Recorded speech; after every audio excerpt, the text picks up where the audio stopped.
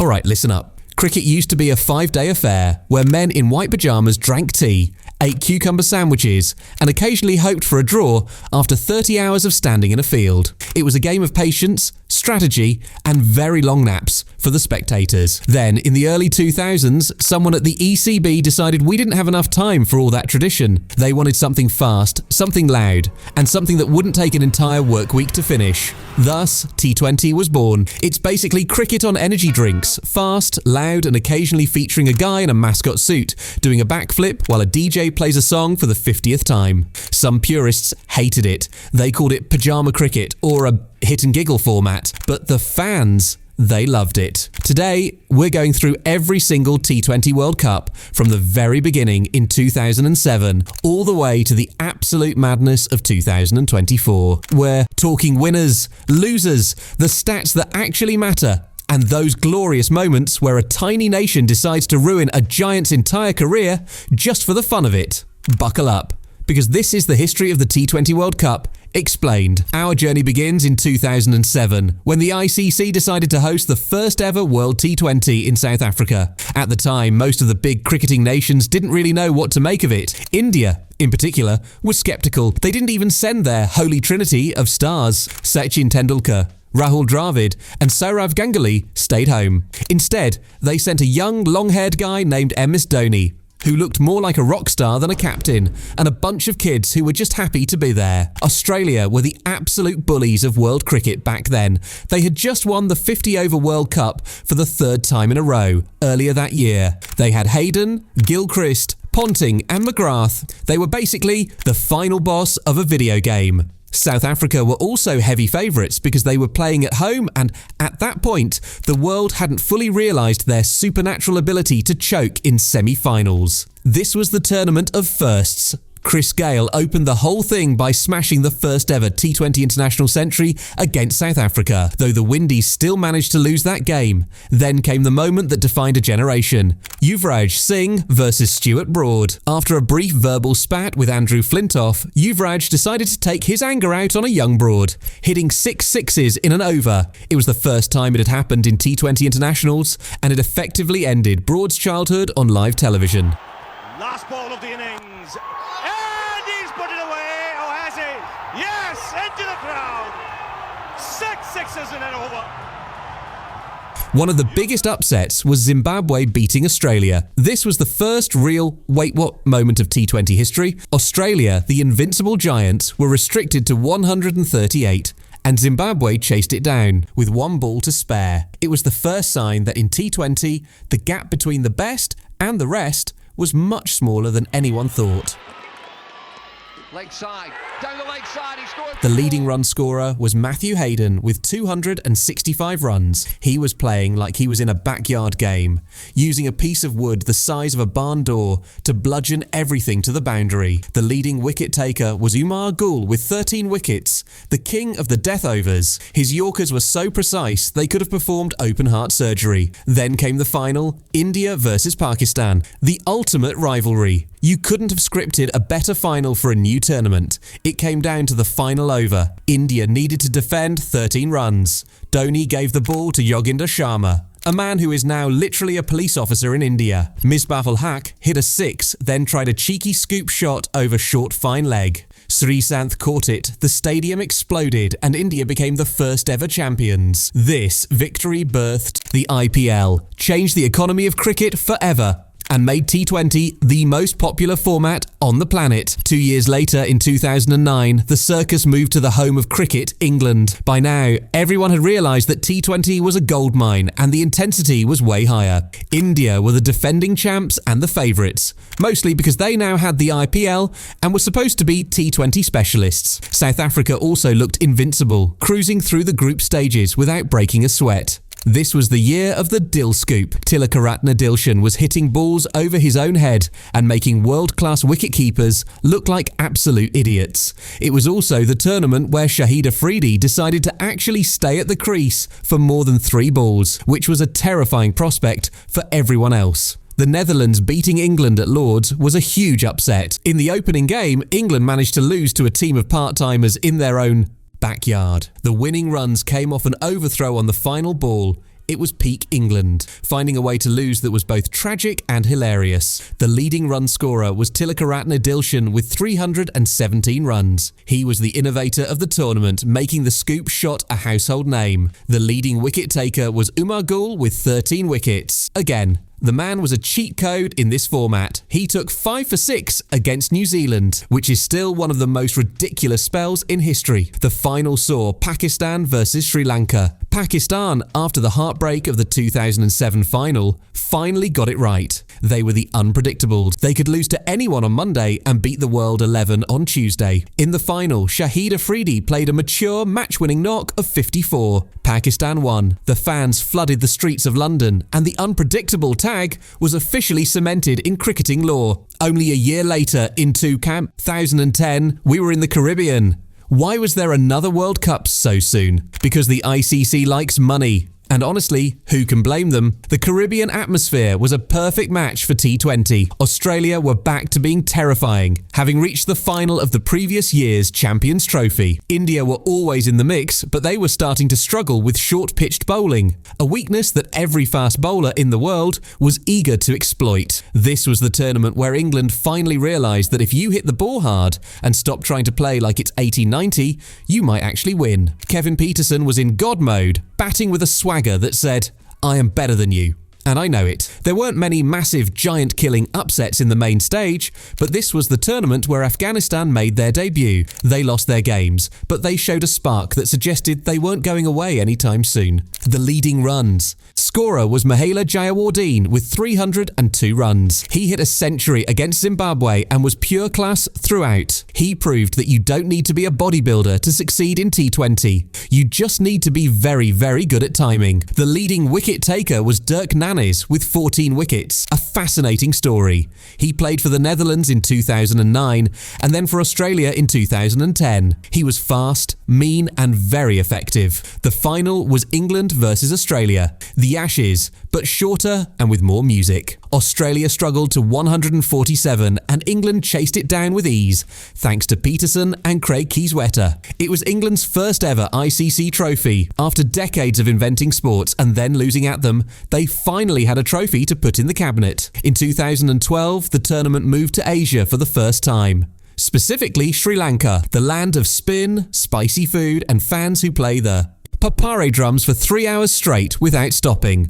Sri Lanka at home were huge favourites. They had a team full of legends like Sangakkara, Jayawardene and Malinga. South Africa were also ranked number 1 in the world, which, as we know, is usually a curse that leads to a bizarre exit. This was the Chris Gayle show. The West Indies weren't just playing cricket, they were hosting a travelling party. Every time they won a game, the entire team would do the Gangnam Style dance. It was the peak of 2012 culture. Gayle was hitting sixes that were landing in different zip codes. The group stages were relatively predictable, but the real upset was the West Indies winning the whole thing. They had been in the doldrums of world cricket for years, and seeing them rise again was a feel-good story for everyone, except the teams they beat. The leading run scorer was Shane Watson with 249 runs. He was also taking wickets and winning Man of the Match awards like they were participation trophies. He was essentially carrying the entire Australian team on his broad shoulders. The leading wicket taker was Ajantha Mendis with 15 wickets. His mystery spin was still a mystery to most batters. He took 6 for 8 against Zimbabwe, which is just rude, honestly. The final was West Indies versus Sri Lanka. The Windies batted first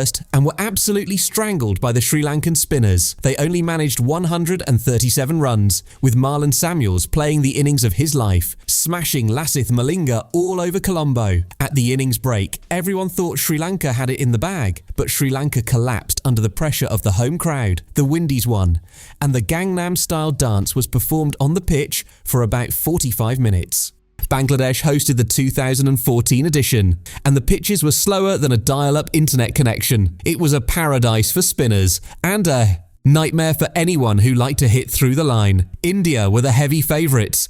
They had a balanced team and MS Dhoni was at the height of his tactical powers. They hadn't lost a single game going into the final. This was the year Virat Kohli officially became the king of T20. He was scoring 50s for fun, chasing down totals with the precision of a surgeon. It was also the year that the Netherlands showed they were the kings of the associate nations. Hong Kong beat Bangladesh, which was embarrassing for the hosts. Bangladesh, a full member nation, lost to a team that mostly consisted of people who had to take time off from their day jobs to play. It was a dark day in Dhaka. The leading run scorer was Virat Kohli with 319 runs. He averaged 106 in the tournament. Let that sink in. In a format where you're supposed to get out, he just didn't. The leading wicket takers were Ahsan Malik from the Netherlands and Imran Tahir from South Africa with 12 wickets each. Tahir's celebrations, where he runs around the entire stadium after taking a wicket, became a highlight of the tournament.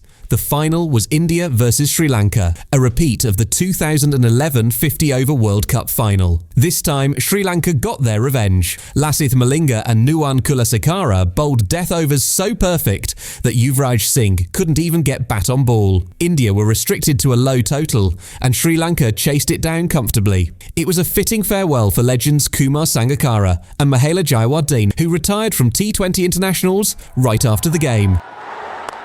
Now has he got it? Yes, Sri Lanka, the new champions. The World Cup returned to India in 2016. The atmosphere was electric, the crowds were massive, and the drama was turned up to 11. India, obviously, were the favourites. They were playing at home. They had just won a series in Australia, and Virat Kohli was in the form of his life. It felt like the tournament was just a formality before India lifted the trophy. This was the tournament of the chase. Every game seemed to go down to the wire. The highlight was India versus Australia in Mohali, where Kohli played an innings so good it actually made the Australian players applaud. It was also the tournament where the West Indies proved that their 2012 win wasn't a fluke. Afghanistan beat the West Indies in the group stage, which was a massive moment for Afghan cricket. And a cool head are worth more than raw pace in T20. They'll enjoy this moment. It's their last throw of the dice in the tournament, but they go off in style. They've brought some wonderful energy and a new dimension to this T20. The final was West Indies versus England, one of the greatest finals in sports history. England looked like they had it won. The West Indies needed 19 runs off the final over. Ben Stokes was bowling. Carlos Brathwaite was on strike. First ball, 6. Second ball, 6. Third ball, 6. Fourth ball, 6. Ian Bishop, the commentator, screamed the iconic line, Carlos Brathwaite! Remember the name!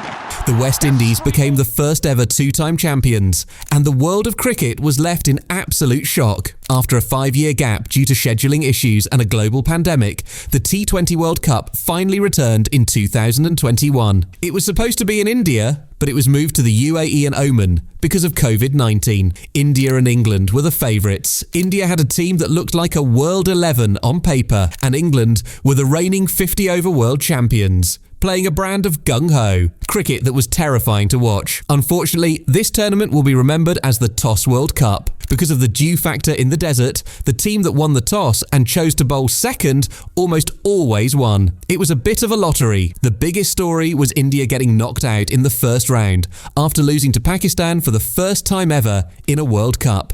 The 10-wicket defeat sent shockwaves through India. This is the moment. And all of Pakistan will celebrate, as will these two young men. Scotland beat Bangladesh, which was another upset. Yes, Bangladesh again. They lost to Scotland in their opening game, proving that the gap between the big boys and the associates was practically non-existent in these conditions. The leading run scorer was Babar Azam with 303 runs. He was the anchor for Pakistan, batting with a calmness that made everyone else look like they were panicking. The leading wicket taker was Wanindu Hasaranga with 16 wickets. The Sri Lankan leg spinner was a magician, taking a hat-trick and bamboozling everyone with his googly. The final was Australia versus New Zealand, the nice guys versus the bullies. Australia hadn't been in great form leading up to the tournament, but they peaked at the right time. They chased down 173 with ease, thanks to a brutal innings from Mitchell Marsh. Australia finally won the one trophy that had eluded them for over a decade. Maxwell looks to finish it, and he might have done it as well.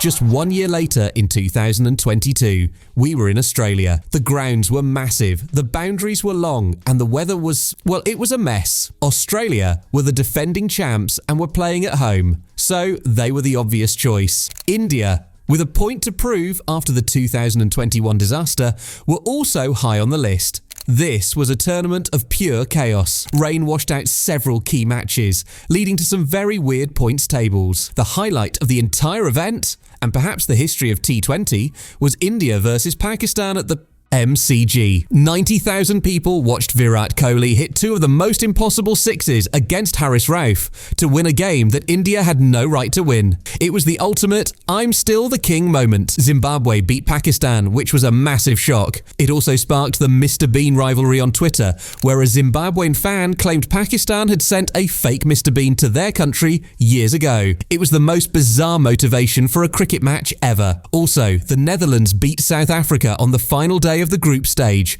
knocking the Proteas out and allowing Pakistan to sneak into the semi-finals. The leading run scorer was Virat Kohli, with 296 runs. He was back to his best, proving that class is permanent. The leading wicket taker was Wanindu Hasaranga, with 15 wickets. He became the first player to be the leading wicket taker in 2 consecutive T20 World Cups. The final was England versus Pakistan, a repeat of the 1992 50-over final. Pakistan's bowlers were incredible, but their batting was just a bit too short. Ben Stokes, the man who suffered in 2016, played a calm, composed innings to take England home. England became the first team to hold both the 50-over and 20-over World Cup trophies at the same time. And finally, we come to 2024. The ICC decided to take cricket to the United States of America. We had games in New York, Florida, and Texas. It was a bold move that resulted in some of the most unpredictable cricket we've ever seen. India were desperate. They hadn't won an ICC trophy in 11 years. Australia were looking to complete the Triple Crown by holding the Test Championship, 50-over, and 20-over trophies. This was the most competitive World Cup in history. The pitch in New York was a nightmare for batters. 120 was a winning score. We saw the USA beat Pakistan in a super over, which is arguably the biggest upset in the history of the sport. A team of part-timers, including a guy who works at Oracle, beat a former world champion. Then, Afghanistan beat Australia to knock them out of the tournament. The world order was being flipped upside down. USA beating Pakistan. I have to mention it again because it was that insane. Also, Afghanistan reaching the semi-finals for the first time ever was a beautiful moment for the sport. The leading run scorer was Rahmanullah Gurbaz with 281 runs. The Afghan opener played with a see-ball, hit-ball mentality that worked wonders on difficult pitches. The leading wicket takers were Fazalhaq Farooqi from Afghanistan and Arshdeep Singh from India, with 17 wickets each. Farooqi's swing and Arshdeep's death bowling were the standout features of the tournament. The final was India versus South Africa. Both teams were unbeaten going into the final. South Africa had finally broken their semi-final curse and made it to the big stage. It was a thriller. South Africa needed 30 runs off 30 balls with Heinrich Klaasen smashing everything. It looked like India were going to lose another final. But then Jasprit Bumrah bowled 2 overs of pure magic. Hardik Pandya kept his cool, and Suryakumar Yadav took a catch on the boundary that was so good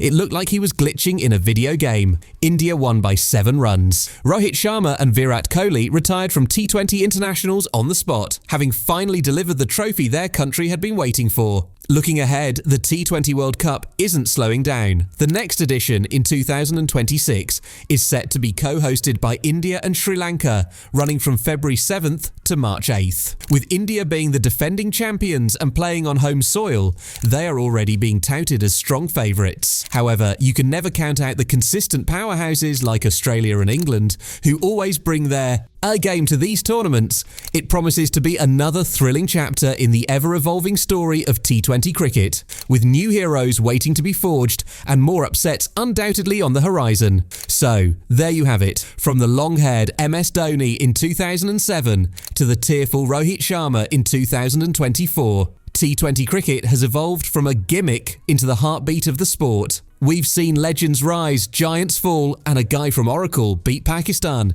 It's a format where anything can happen, and usually it does. Who do you think is the greatest T20 team of all time? Was it the 2007 India side that started it all? The Gangnam Style West Indies? Or the clinical 2022 England team? Let me know in the comments below, and while you're there, hit that like button, subscribe if you haven't already, and share this with that one friend who still thinks Test cricket is the only real format. Tell them the software engineers are coming for them. Thanks for watching, and I'll see you in the next one.